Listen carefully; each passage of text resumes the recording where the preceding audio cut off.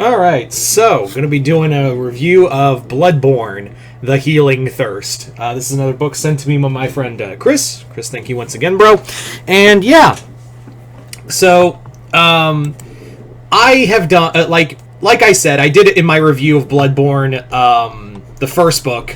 I'm not, I've never played the Bloodborne games. Like, I'm going to be honest, I've never played those games before, but at the same time, I'm also, like, curious about the universe, so Chris sent me the first 3 volumes of the Bloodborne books, of the Bloodborne comics from Titan Books.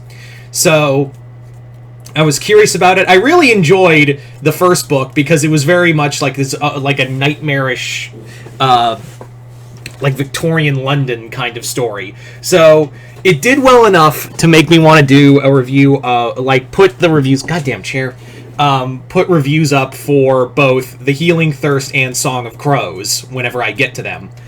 But, yeah. So, if any major Bloodborne fans are out there, let me know, because, again, this time I'm actually, like, a full-on tourist of Bloodborne. So, I've never gotten to play the games, but I was always interested in the universe of Bloodborne. Anyway, so this story takes place in the city of Yarham. Hope I'm saying that right. And we follow a doctor and a priest who are dealing with this disease called the Ashen Blood, as it's spreading like a wildfire across the city. The first thing I want to talk about, as always, with the artwork by Piotr Kowalski. I can just sum up his artwork with this. How fucking good and detailed is that? And there are... it was kind of the same thing I said with the first volume, where the artwork really told a story. And sometimes I do like have a problem with picture over story, but if you can do picture over story where the picture helps the story, then by all means, like, you know, do that. Like, you know, that can always be, you know, of great help as well. So that's what I really liked about this book, is that the artwork, like, the pictures do help the story. So, yeah. So, like I said, the comic focuses on these 2 people.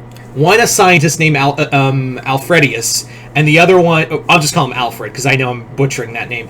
Alfred, the scientist, and a priest named Father Clement. The 2 encounter one another as they're investigating the disease of the Ashen Blood, and how this connects to the Healing Church.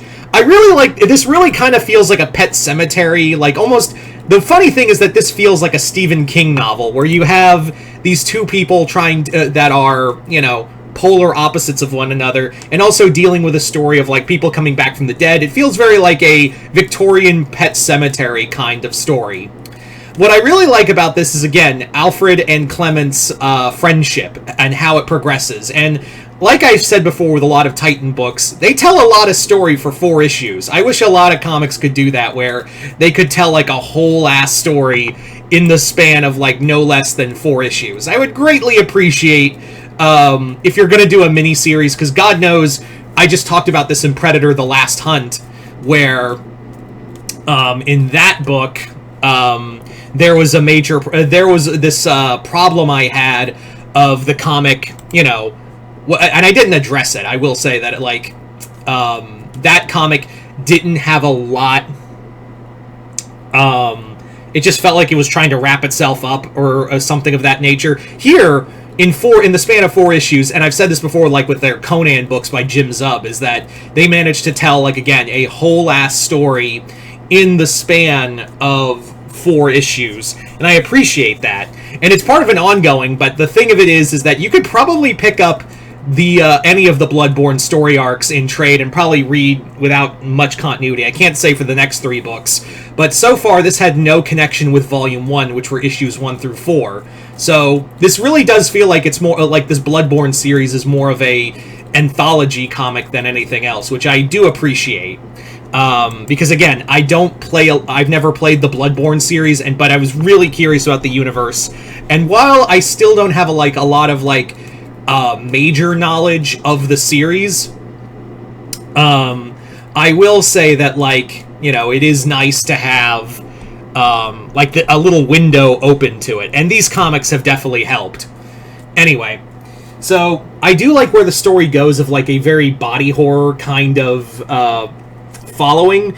And again, the artwork is just, I can't get over how good the fucking artwork is. There's also a lot of like great stuff of Clement and Alfred's opposing views on God and science, and how the two of them kind of see each other differently at first, but then you follow the two of them as they become friends.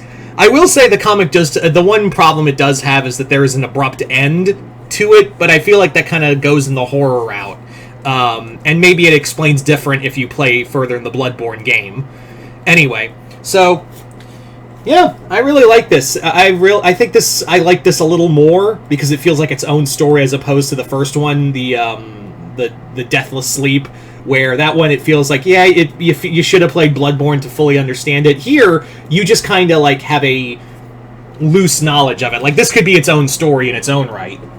Anyway. So there you go, guys. That's my review of Bloodborne, The Healing Thirst. Once again, I'd like to thank my friend Chris for sending me this comic, as well as others.